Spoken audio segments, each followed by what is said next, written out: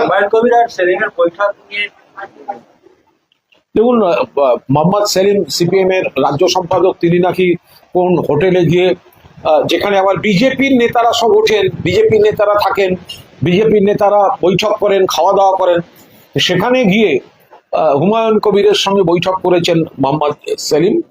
তো মোহাম্মদ সেলিমের আচরণ রাজনৈতিক দেউলিয়া ভিক্ষাপাত্র হাতে এখন হোটেলে হোটেলে ঘুরে বেড়াবার সংস্কৃতিতে গিয়ে সিপিএম দাঁড়িয়েছে।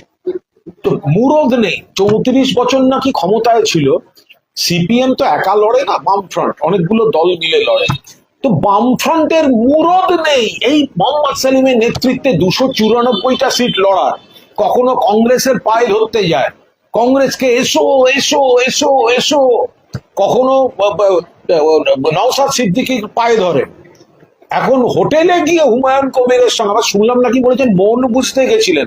ও তো প্রথম প্রেমে পড়লে হয়, মন দিল না বধু, এরকম গাইতে গাইতে চলে গেছে মোহাম্মদ সেলিম হোটেলে।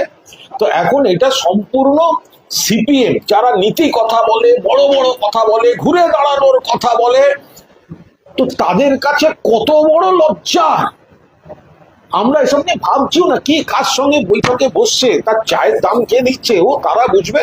তৃণমূল কংগ্রেস উন্নয়ন, সম্প্রীতি, সংহতির উপর দাঁড়িয়ে বিপুল ভাবে জিতে আসতে চলেছে। তাই দেখে এই দিশাহীন শূন্য পাওয়া পার্টি পাগল হয়ে গেছে।